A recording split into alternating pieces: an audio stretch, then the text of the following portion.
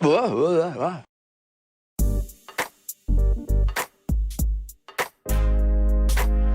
is an island surrounded by water, big water, ocean water.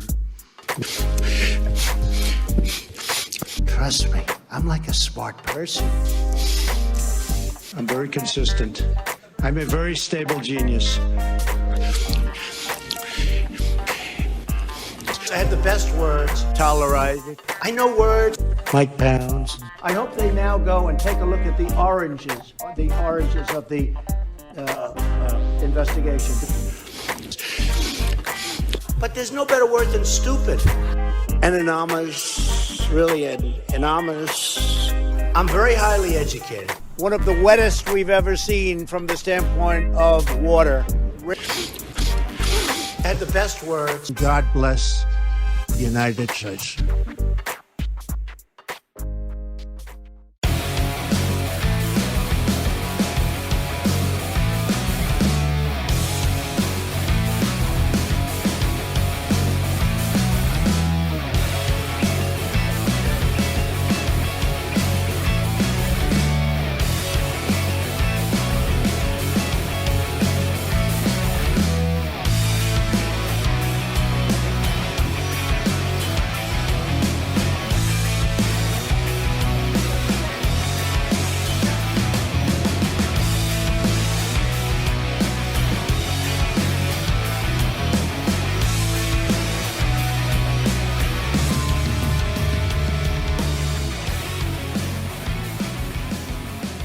Around the nation, Waldorf Nation, Jeff Waldorf here with you. Welcome to the show.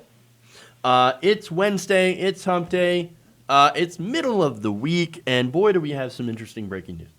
So, right off the top of the show.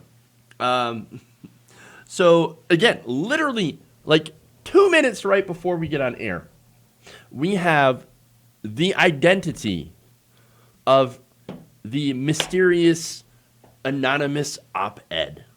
You guys remember that, right? The one that's like, don't worry, we got some adults in the room. We're going to handle Donald Trump, so you don't have to do the 25th Amendment. You don't have to do any of that. No, we're fine. So I was wrong. That's number one. I was wrong. I thought it might have been Kellyanne Conway. Wrong. So who is it? Well, okay. I don't want to spoil it. Just, that soon. I'm a kind of like drag it on just a little bit here. But it was basically, let me read from CNN. Again, just came up. The anonymous senior Trump official who wrote the 2018 New York Times op-ed in a subsequent book critical of President Donald Trump has been revealed on Wednesday via statement to CNN. It is Miles Taylor, not Kellyanne Conway, not Kayleigh McEnany, nobody else. No, Miles Taylor, that's the guy. He used to be chief of staff to the Department of Homeland Security, Secretary Kirstjen Nielsen. So that's who he is. I admit when I'm wrong. It's not Kellyanne Conway. She has always been apparently a true believer. But hey, Miles Taylor, I never would have guessed. So now, let me read more of this here. Taylor wrote a lengthy statement explaining why he did the op-ed, declaring he was part of the quote-unquote resistance inside the Trump administration, working to thwart Trump's worst inclinations. Taylor said that he wanted to force Trump to respond to the charges that he was leveling without the ability to attack the messenger specifically. And that actually makes a little bit of sense when you think about it.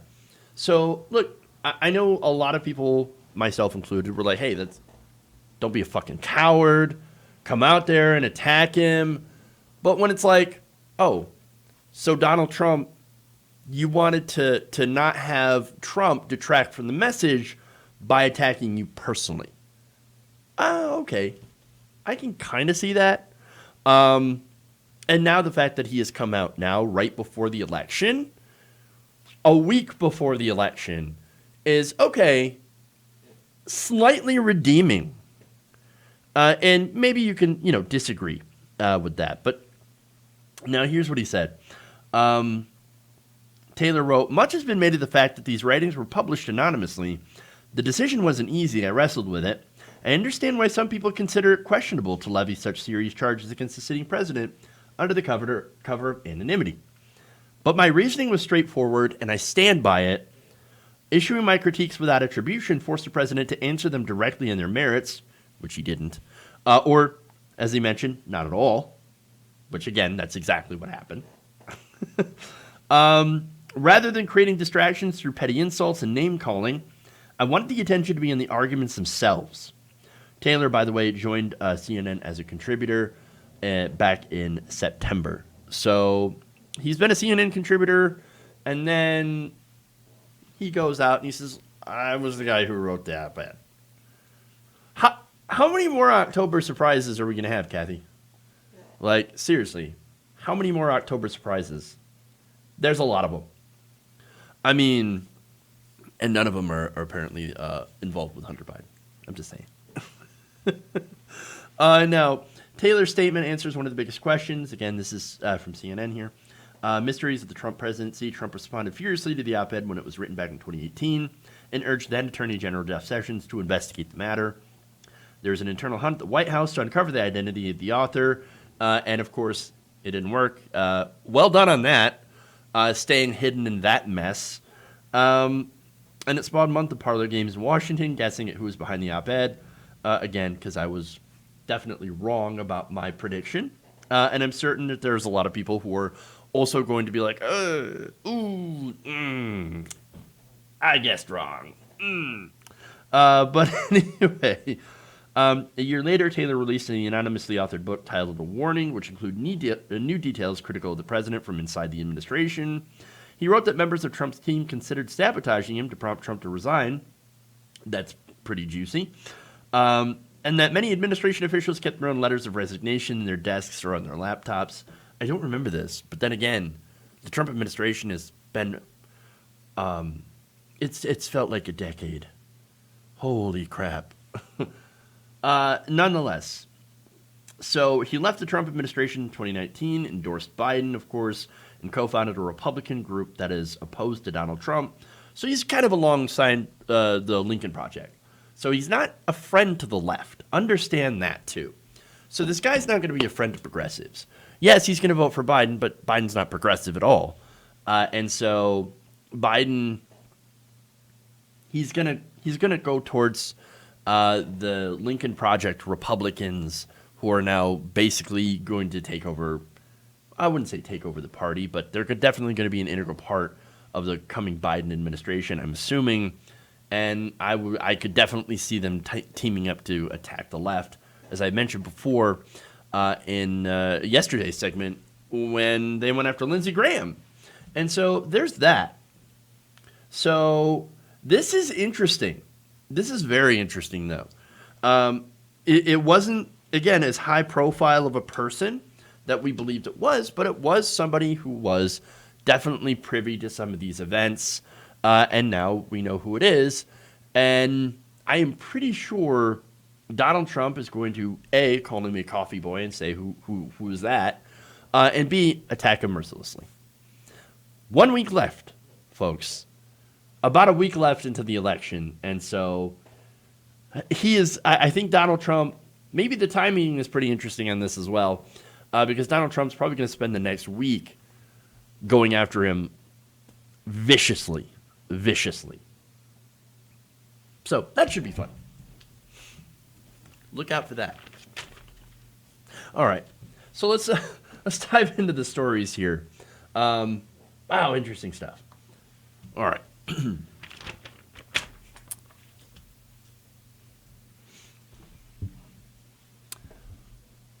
Now, if you're a fan of Bernie Sanders, no doubt that you have felt the burn.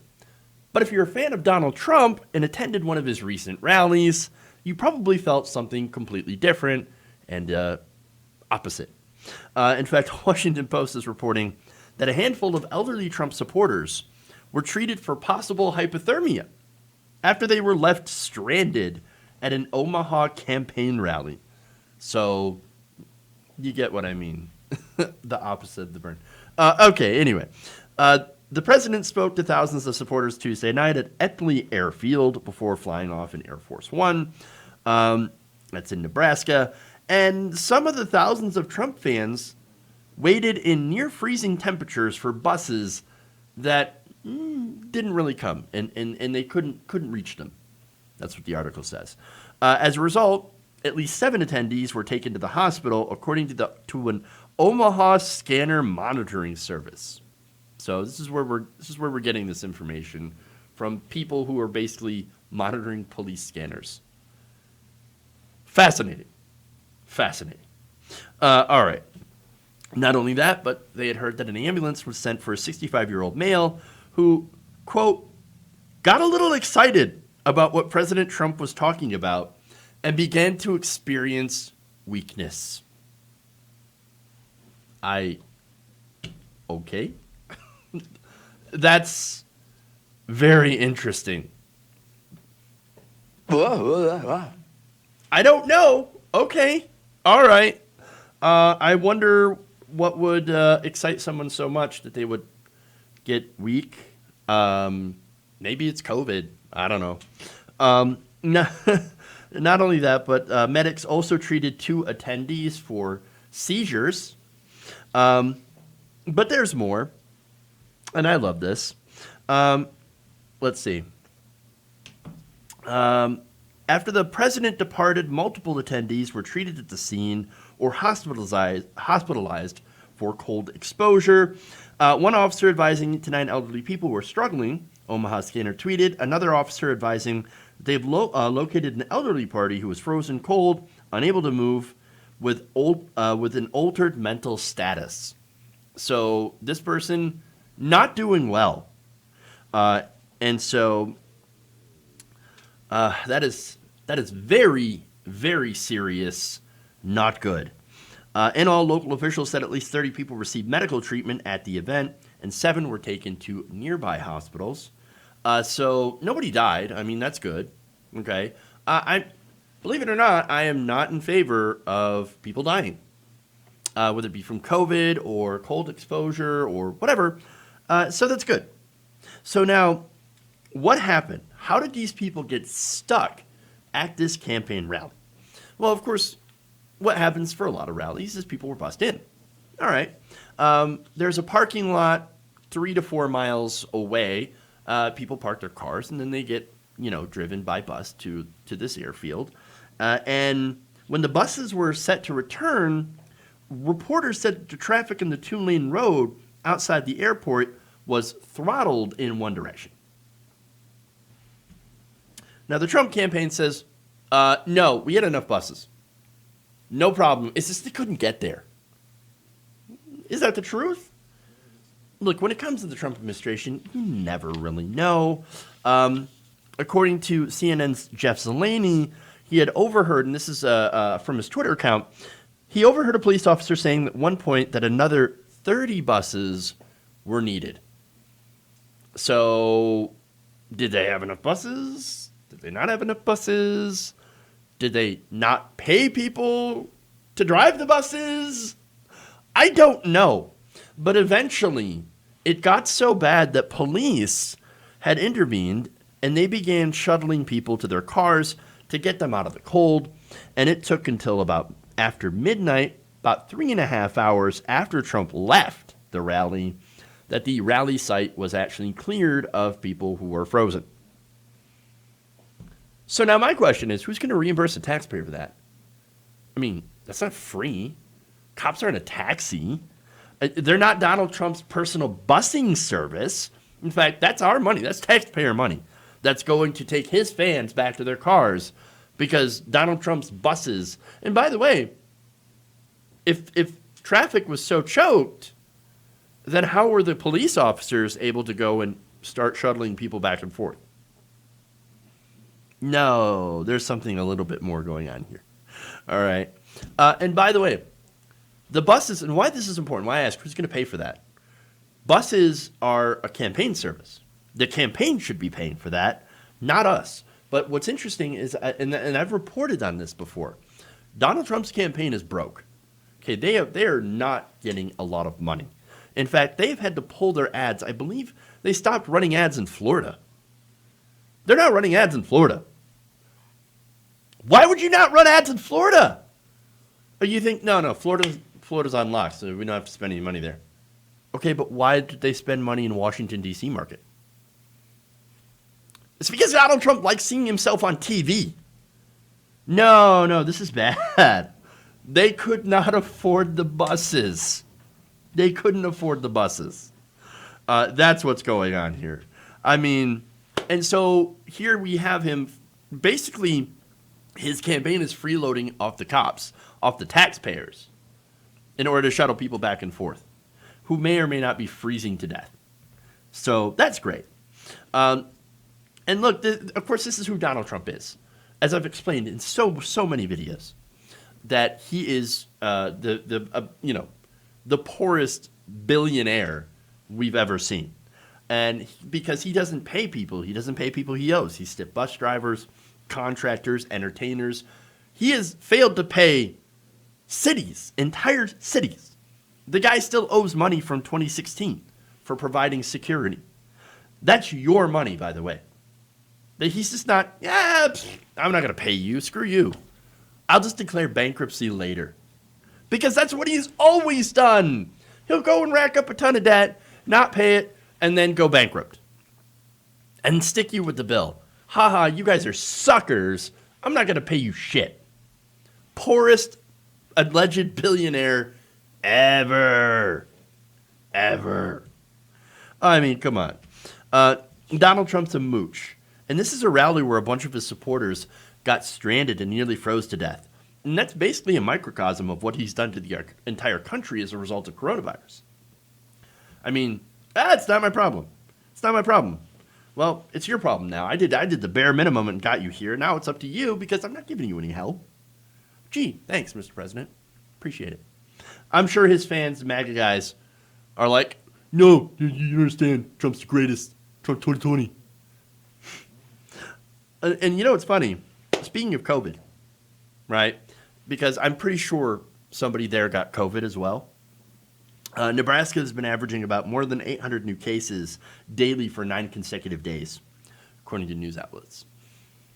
I'm guessing that rally where, sure, masks were offered, and they did temperature checks, sure. But people didn't wear masks. They didn't wear masks. They didn't socially distance. And so that's not going to help. In fact, I'm going to make a bold prediction here that some of these people are going to end up with coronavirus. You know it. Maybe with something else, maybe with some pneumonia, maybe some other things, maybe some comorbidities. But I'm guessing that we're probably going to end up seeing another cluster of cases thanks to President COVID-45. It's amazing. All right.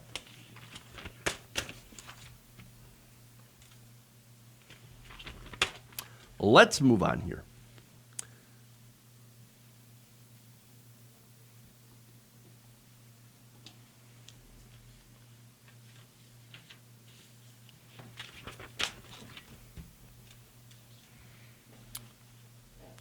Trump campaign spokesman Hogan Gidley was not having a good time during this interview on CNN with Allison Camerota. In fact, here is a little bit of that.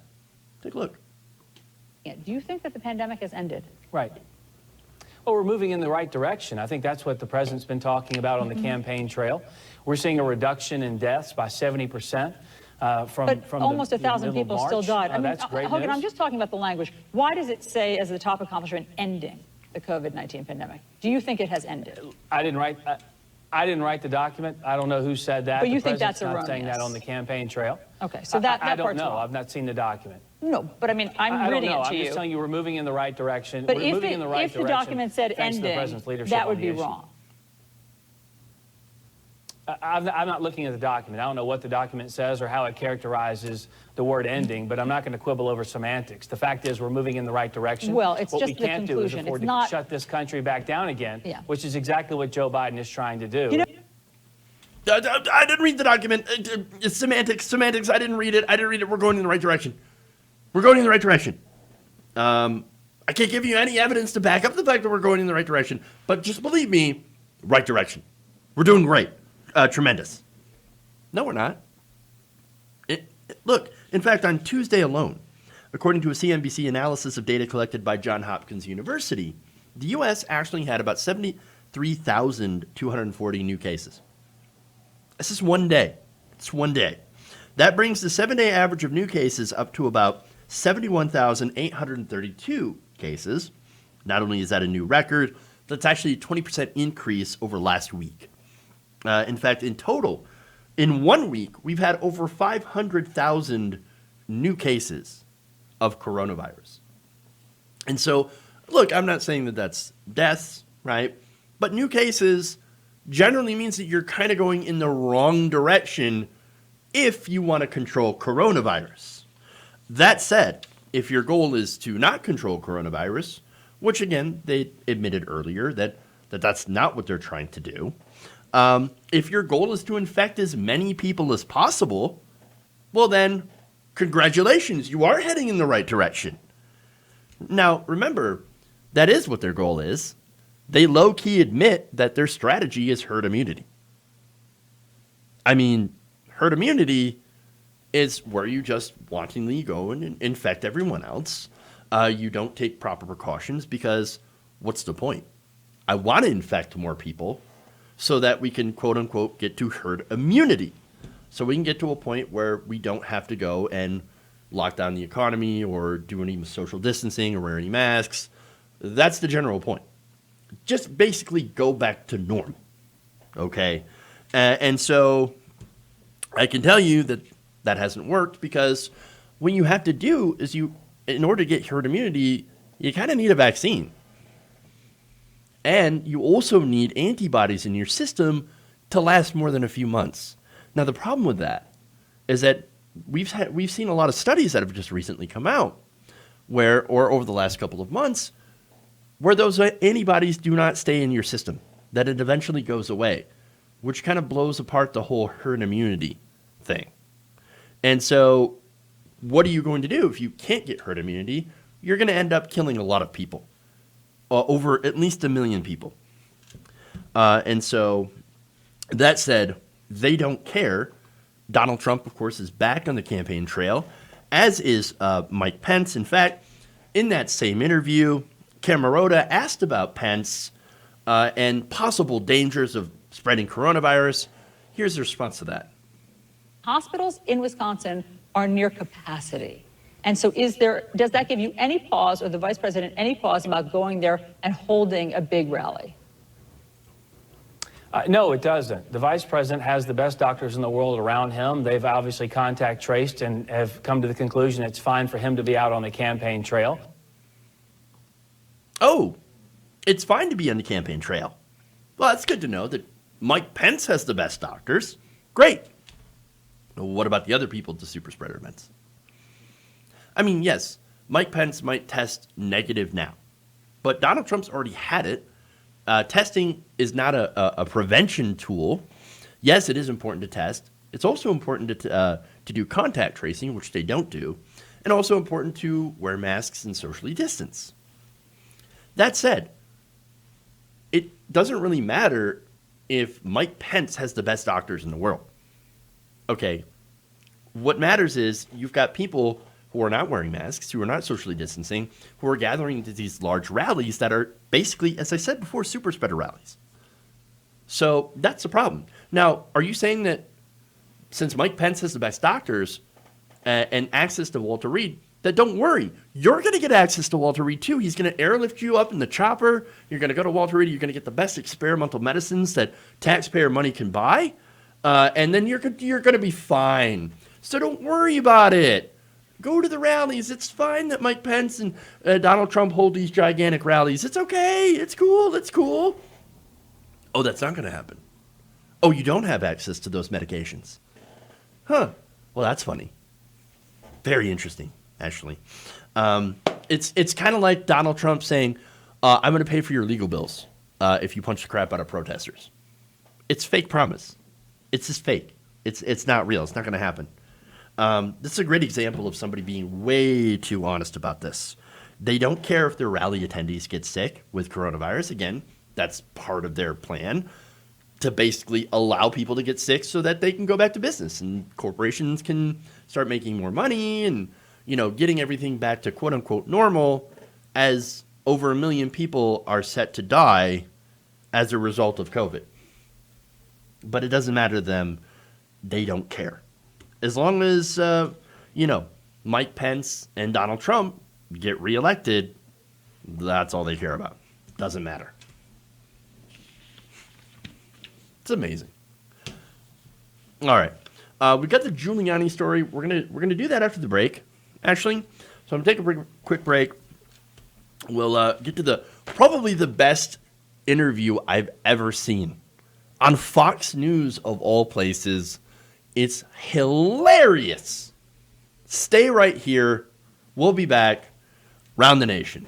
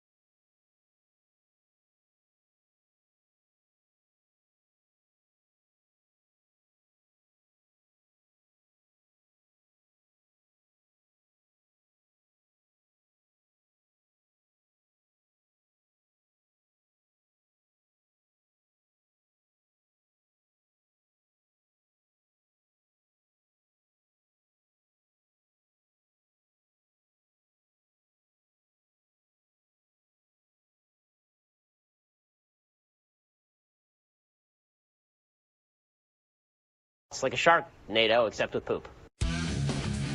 I like my meat tight. Tighten up my meat. Wet ass P word.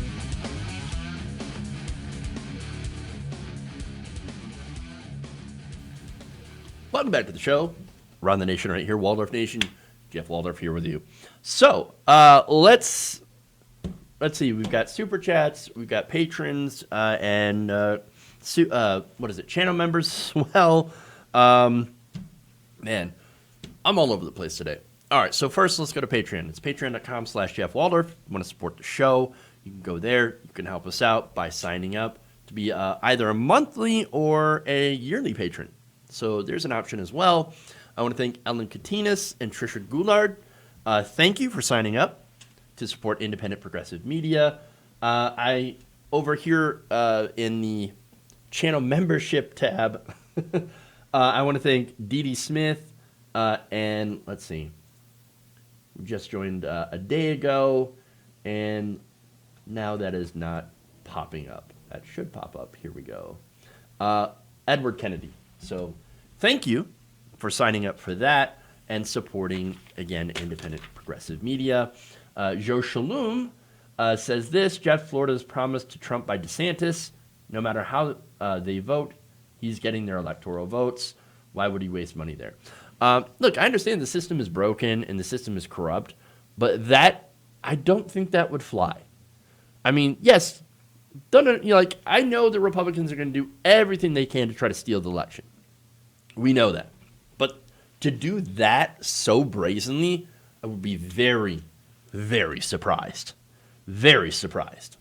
And so that seems a little unlikely. But generally, look, we do need to be careful. We do need to watch. Florida is not going to be a lock. They can't just do that. It is against the Constitution, although we do have some. You're making me have like zero faith in the system. There's got to be some sort of safeguards here. All right. You're making me paranoid. You're making me paranoid. All right. Anyway, we'll move on. There's one here. Adrian Benefield says, you're remaining hands in the pantsy, right? Yeah, well, that would be the Rudy Giuliani story, yes. So we should move on to that. Do you think they care at this point if they get caught? There has to be something. I mean, I know that a lot of our safeguards have been eliminated, overwhelmed, taken over, etc. And I know they have the Supreme Court. But at the same time, there's got to be some guardrails, handrails, all that stuff. And so, yeah, welcome to the Zero Faith in the System Club. I'm trying not to be doomer. You guys are turning me into a doomer, into Kyle Kulinski. I like Kyle Kulinski, but he's a little doomerish. But then again, it doesn't help that I hang around with a bunch of doomers as well. And I'm trying to remain somewhat optimistic. I'm trying, and you're making it really hard. Which, by the way, is probably what Giuliani was saying. So we should get to that. All right. Okay. And sidebars, get the right one. Boom. That's a classic picture. I love that picture. That's great. All right.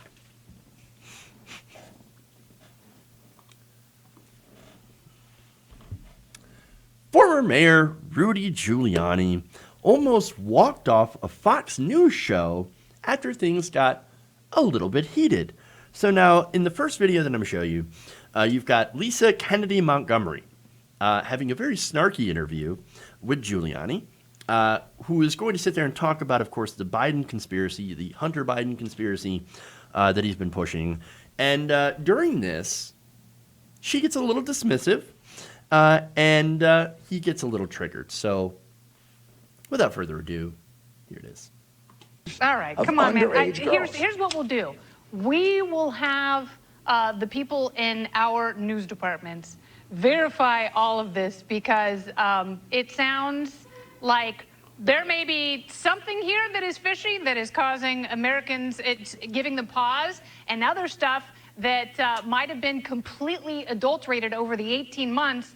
And some could say that you were acting like Christopher Steele, that you were abstracting information, and because... You got to be kidding me. I was acting like Christopher Steele? That's what it sounds like. When you look at the people that... You better apologize for that. I mean, I've been a United States Attorney, Associate Attorney General, Mayor of New York City, and a member of the bar for 50 years. I've never been accused of anything. And you're accusing me of being Christopher Steele? I'm accusing you of acting in a capacity similar to Christopher Steele, and that you were going back and forth between similar to Ukraine an obstructor of justice and the United States. What you are saying is an outrageous defamation of me, of my reputation. Okay. Already, that's great. I love this interview. I love this. So now, here's the thing. Christopher Steele, actually, that's a pretty good comparison. Look, there's a lot of stuff in that dossier. So you guys remember the dossier, right? Some of the stuff was actually true. A lot of it wasn't. Like stuff like the PP tape that never came out. We don't even know if that exists. Really, if it did, and if somebody had it, it would have been released by now. I mean, come on. So, okay, the Steele dossier, mixed bag, mostly of bullshit. As far as the Hunter Biden stuff, it's kind of the same thing. Okay, Rudy Giuliani was trying to shop this around to news organizations for some time, including Fox News.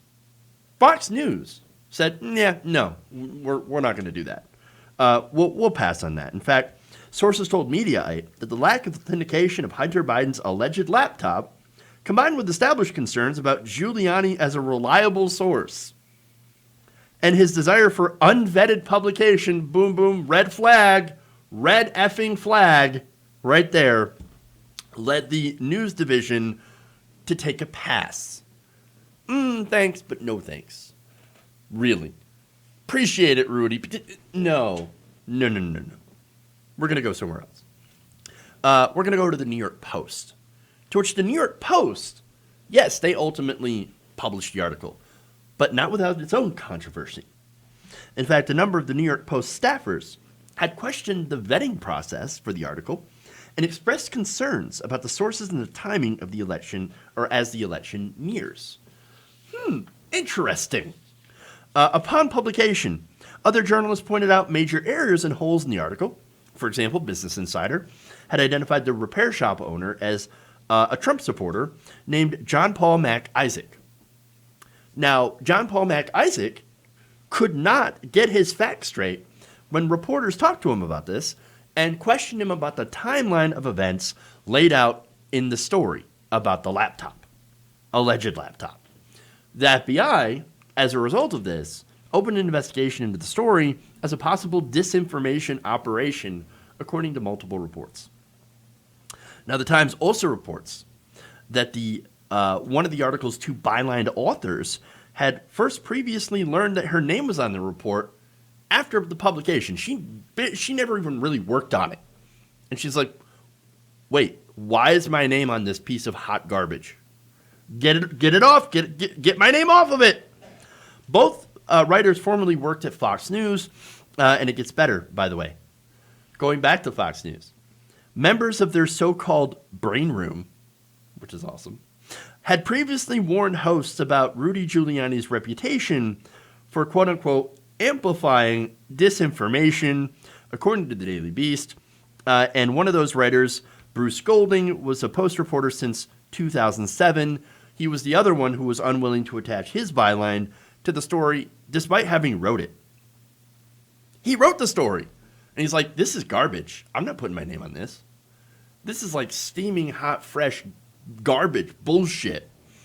I may have wrote it. I know it's garbage because I wrote it. I'm not putting that on my... people are going to look at that and be like, hell no. Hell no. You're peddling gross disinformation. He cited concerns about the credibility. It's garbage. It's garbage. And Rudy Giuliani should absolutely know that it's garbage.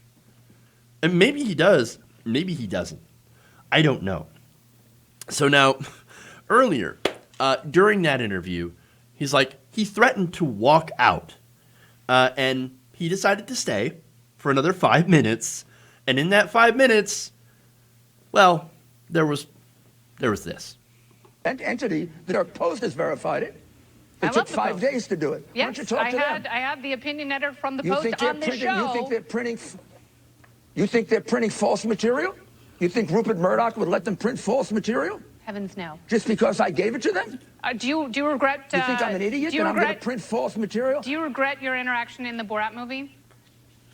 No, that's a stupid question, isn't it? No, it's not That's really stupid a at all. stupid I have a question. Just intended to 15-year-old be- daughter. I watched that and I was kind of grossed out by it. I'm giving you a chance to explain. Well, I called the police when I realized that it was a scam. I called the police and he ran away. All right. So that's what happened. Finest Would you like to police ask me any department other in the world? Any other question to attack me for merely coming on your show to show you what criminals they are from a hard drive that's been verified by about 50 people, including the New York Post. No, I'll see you Now, tomorrow. is there I'll anything read it else for you'd like to myself. insult me with? I'll put my eyeballs on it. I can't wait. Thank you for your time, Well, Mr. Mayor. maybe you should have done some research in I advance did a lot of and listened to the tape recording that's You well, can't the tell Russians me. gave You it to me. can't tell me you haven't loved this conversation. You've loved it. I have not loved this conversation. I find this conversation totally insulting. I am not Christopher Steele. Very good. And I'm glad I we deserve settled an that. apology for that. I'm glad you came on the show. And Thanks for I- being here, Mr. Mayor. I appreciate it. Well, I'm not glad. I appreciate you too.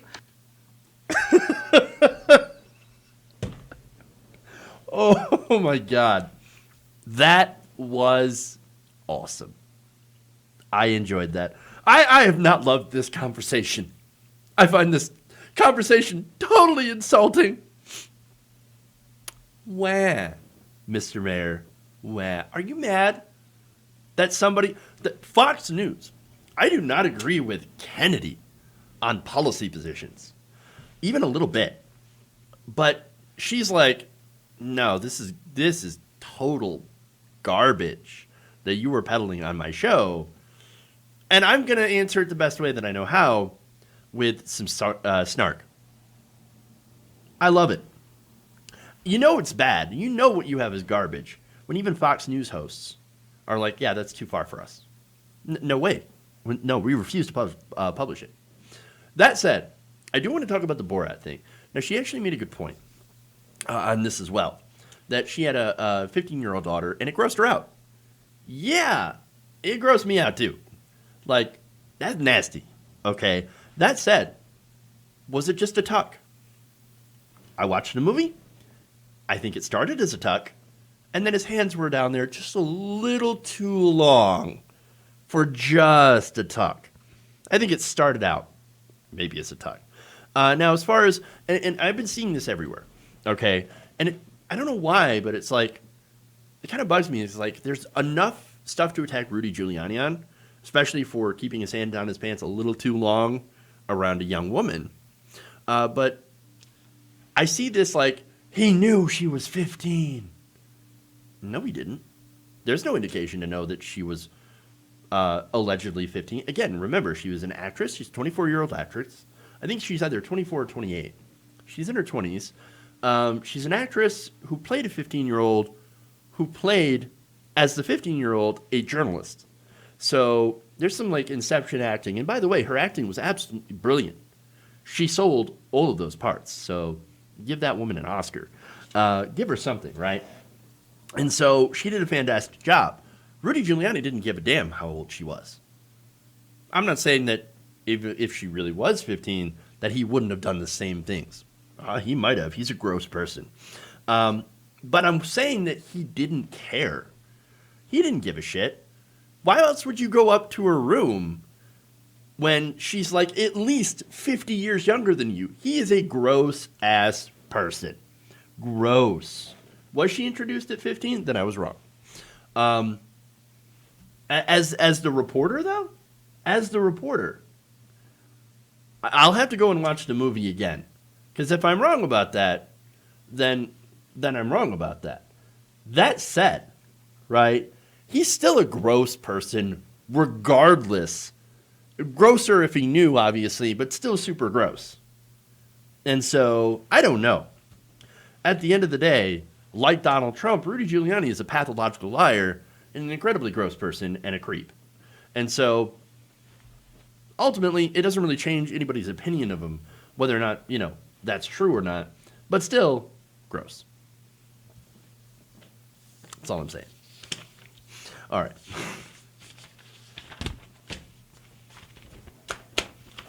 Moving on. I'm not getting ageist. He's just, like, super dirty.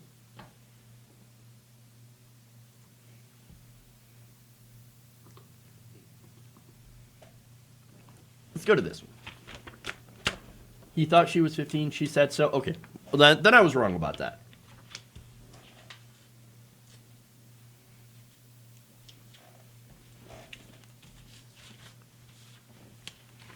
Trying to give somebody the benefit of the doubt. Didn't work out. Okay. Moving on. Okay, what's gross here is two things. He was sexually harassing a lady. Secondly, the lady was introduced as a minor. Okay, that I didn't... okay, Borat said in the interview, Rudy was told she was... Okay. Gotcha.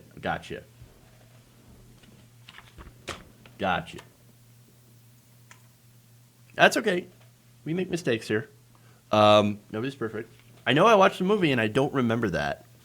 Specifically him being told ahead of time how old she was. So, got it wrong. I got it wrong. So let's do it.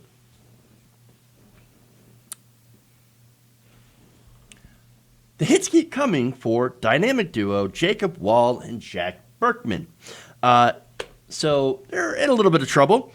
Just weeks after the Michigan prosecutors hit the pair of right-wing provocateurs with some charges in a voter intimidation scheme, the pair were also hit with another indictment in Ohio on by an Ohio grand jury on separate felony counts. So this is some interesting stuff.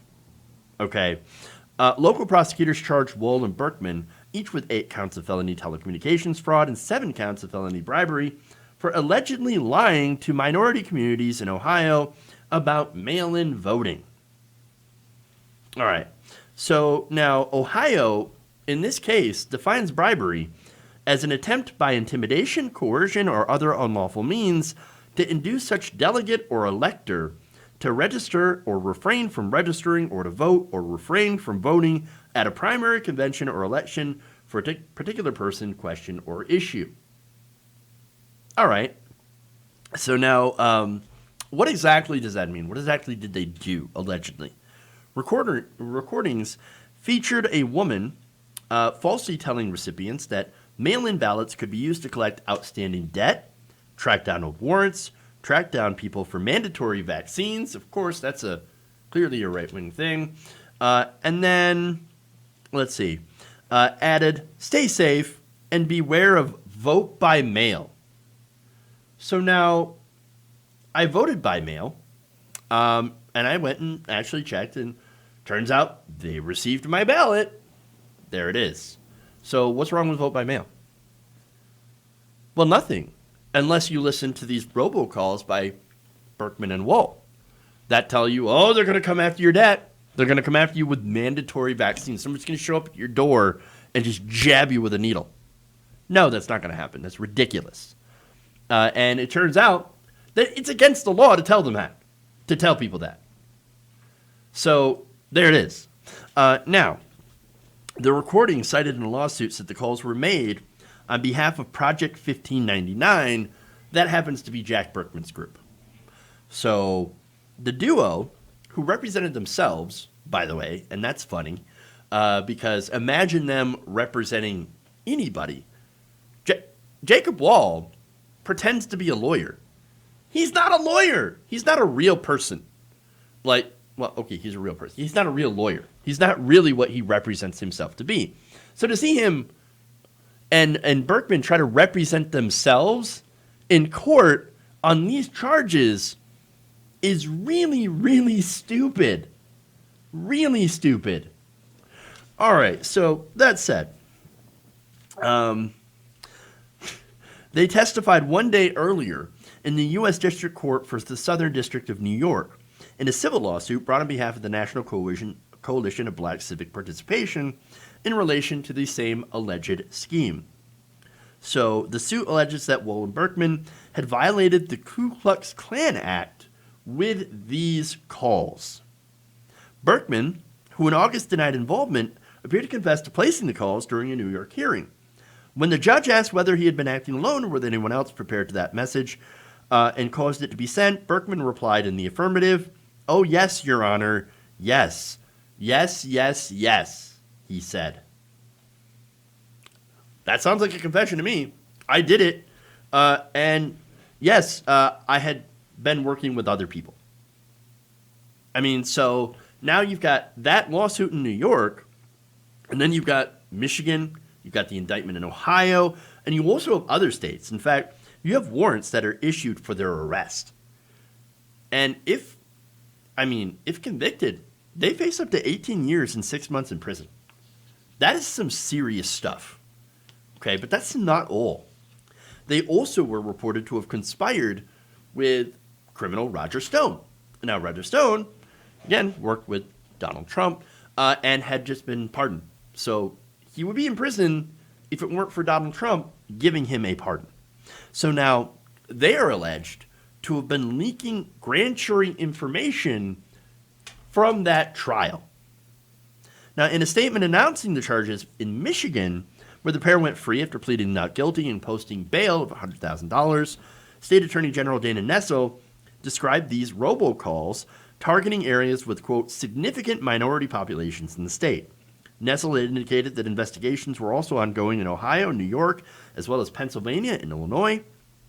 In Ohio, Cuyahoga County prosecutor alleged that 8,100 calls were placed to phone numbers located in Cleveland and East Cleveland, more than 3,400 of which were answered by a live person or a voicemail.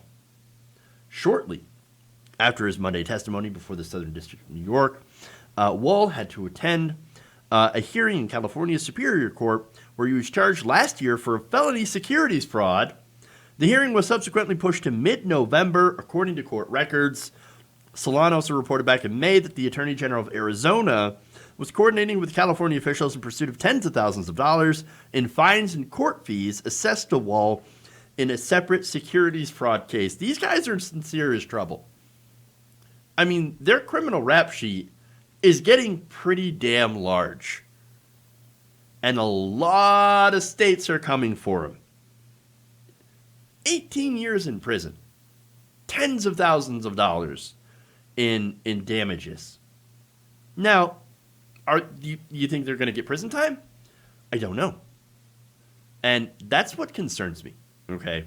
So there's a couple of different, scenarios that could play out. That is assuming, of course, they get convicted. We have to have a trial first, got to have the evidence, they have to present their case, and there has to be a ruling, okay? So say all of that goes on, and they end up getting convicted to, let's say, 15 years, whatever, right? Nice even number, okay? 15 years for all this stuff. So now, interestingly enough, if they have a trial before the election, and which is very, very unlikely, all right? But say it happens for Donald Trump. If Donald Trump loses to Joe Biden and is in a lame duck session, and they get convicted, Donald Trump could pardon them. Now, is that likely to happen?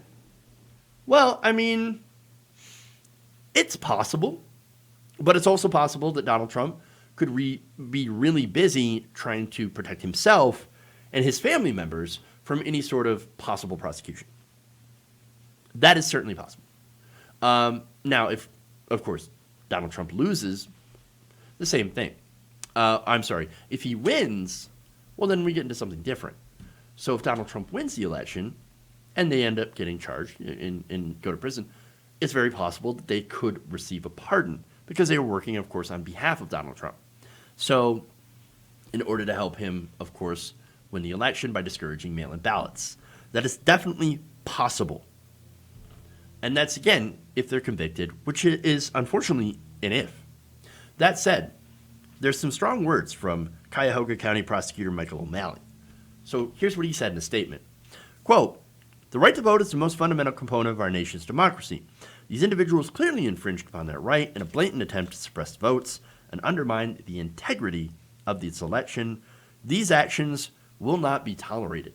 So you've got Ohio gunning for him. You've got Michigan, Dana Nessel gunning for him. And you've got California and New York. Boy, they are in, I think, a lot of trouble. Who knew that being a pair of America's dumbest right-wing trolls would get you in so much trouble? Who knew? Who knew? Fortunately for me, I'm here for it. And I'll be watching this with great interest. Awesome. All right. Let's see. There is a story here from yesterday that I wanted to talk about. Here we go. buried in my my stack here.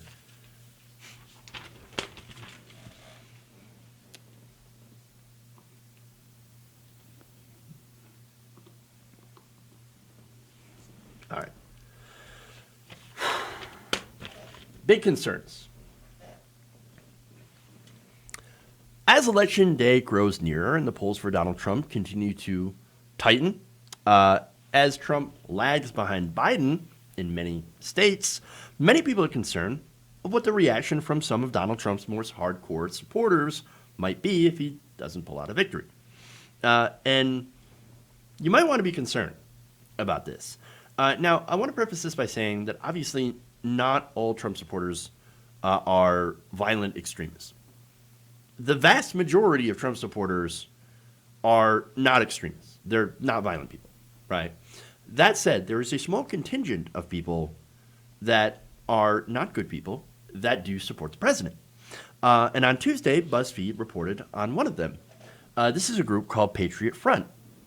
Now, Patriot Front happens to be a white supremacist group formed from the collapse of groups that participated in Charlottesville. So now you, of course, remember Charlottesville, where Donald Trump had called both sides good people on both sides, including the neo-Nazi side, you know, where you had KKK, neo-Nazi, white nationalist groups all getting together. This Patriot Front is a result of that, which is interesting because, again, these kinds of people are actually the opposite of what America and American patriots really are. So, all right, nonetheless, some members of this group are preparing for civil unrest as they believe that Donald Trump, his re-election chance is doomed. Very interesting. So the polls have gotten bad enough to where this group of violent extremists is preparing for a loss. And they're preparing, of course, in a bad way because they are talking about doing violence. In fact, BuzzFeed News has received a cache of hundreds of messages exchanged by Patriot Front members on something called Rocket.chat. That is an encrypted group messaging app, and this has been reported by BuzzFeed writer Jane Lidovenko. So now, in logs of the chats, all from this year, she writes, around 280 members of this group discussed grandiose goals, which include creating a white ethno-state from the existing United States. So that, of course, is nothing more than treason, which is ironic because you call yourself a patriot group. Well, you're not patriots if you're trying to literally try to form another country just for white people. So I'm just saying. Semantics. I know. How dare I use that? Facts and logic. Now, the group, they said, wants to expel immigrants, people of color, and of course Jews, remaking the fabric of America. Well, again, you can't call yourself a patriot if you literally want to remake and reshape the fabric of America. That means you're anti-American. These people are neo-Nazis. That's what they are. And so I've said it before. If you're voting for Donald Trump, you're either likely to be a racist or you're okay with racism. Racism is not a deal breaker for you. I know. And that wasn't the case necessarily in 2016, even though he said some racist stuff. Quite a bit of racist stuff in actuality. But now there's literally no excuse. No excuse. If you're voting for Donald Trump, racism is not a deal breaker for you. And that says something about you. That said, you don't really have to wonder why white nationalists are lining up behind Donald Trump. All you have to do is just go to a rally or be a fan of Tucker Carlson, anything like that. But there's more. Now, the text messages reveal a sophisticated network of extremists who are, they said, training for violence. And so that is really bad. Now, the men who believe the United States is a nation that only belongs to white people, which is ridiculous, wear uniforms made of bomber jackets, face coverings, and beige khakis. They mandate weight loss and intense workouts and regularly practice hand-to-hand combat. And, of course, They are very well armed. They openly call themselves, some at least do, call themselves supremacist and revere Hitler and Mussolini, so we know exactly who they are. And these groups, unfortunately, have existed in America for quite some time. Donald Trump did not create these groups, but they sure did embolden them. He emboldened them quite a bit. A lot of them actually started popping up during the Obama administration because they had a hatred of the first black president.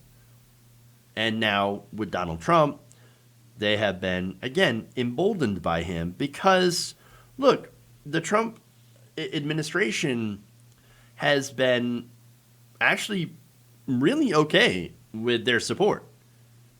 I mean, when he told the Proud Boys, stand down and stand by, before denouncing them, he took a long time to denounce the KKK and David Duke. And so we know who butters his bread. We know that he's pandering to this specific group of people. And you got to wonder why. Maybe it's because he agrees with them. And so that's why you have them, by the way, wanting to enact violence if Trump loses, or to threaten violence so that Donald Trump doesn't lose. Because they see Donald Trump as a pathway of getting what they want. And what they want, as I mentioned before, is nothing short of horrific. It's disgusting. That said, there is a bit of a silver lining here, in the fact that they're utterly ineffectual. These groups tend to turn upon themselves. They do so way worse than leftists. Okay, if I think leftist infighting is bad, no, white supremacist infighting, way worse. In fact, those in the chat made clear that they don't even believe. Some of them say they don't even care. It doesn't even matter who wins the election. In fact, one of the leaders of the group says it does not matter what people personally believe about it. Casting a ballot is a submissive gesture to legitimize tyranny. It is fundamentally amoral. It is done as an insult to the nation's cause and the organization. So, being involved in politics and voting, hey, I guess we'll vote against you then. Better that way. Better that you don't get involved. So, look, maybe we can have, if enough people get involved, a Biden-Harris administration that might actually do something to rein in some of these groups. Again, the FBI has warned that white supremacist groups are the biggest domestic terror threat that the country faces. I generally am not a fan of the FBI, but in this case, they're absolutely right. White supremacist groups have killed more people in this country than, obviously, left-wing groups by orders of magnitude, and also Islamic fundamentalists. Right-wing groups are the most, and I'm talking about the extreme right-wing groups, are the most dangerous groups in this country. And so they need to be dealt with. Now, Trump, if he wins, he's not going to do anything because, again, he is their ally. That's his base. And I worry that if that happens, they're going to be much more prominent in this country. That's why one reason this election is so important because, again, guys, it's not about Biden. I don't like Biden. You guys know I don't like Biden. But it's more important. It's actually about trying to defeat these people and everything that they stand for. And so I urge you, vote. All right. That said, that's all I got for you guys today. Thank you for going around the nation with me. Please like and share the stream if you haven't already. Thank you, of course, to the super chats here on YouTube. LWell saying, I'm 52. Does that make me a boomer doomer? Interesting. And Second Line Studios just saying with the super chat emoji, thank you for that. Thank you for supporting the show. Hello, all the people on Twitch as well. Thank you for watching. Please follow us there, or consider becoming a subscriber. And also, if you have an Amazon Prime account, I mean, I'm not saying you have to, but you could use that account because you get a free Twitch subscription from Amazon Prime. Give me a little bit of Jeff Bezos' money. I think I could use it a little bit better than he can. Just saying. All right. Anyway, thank you all. Appreciate you. Love you. And we will see you later. Stay safe. Mask up. Stay sane. This election is coming very, very soon. And so not much longer to go. All right. We'll see you later. Love you guys. And remember, change begins with you. Have a good one.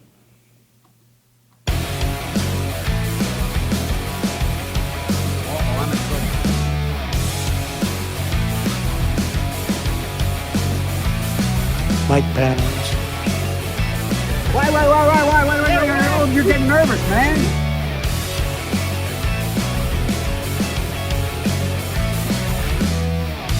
Wet ass P-word. Silence. There's some boards in this house.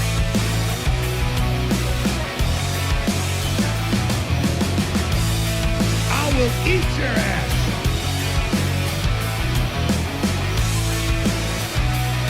Please clap.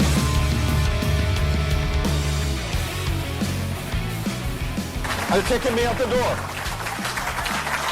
You're kicking me out the door.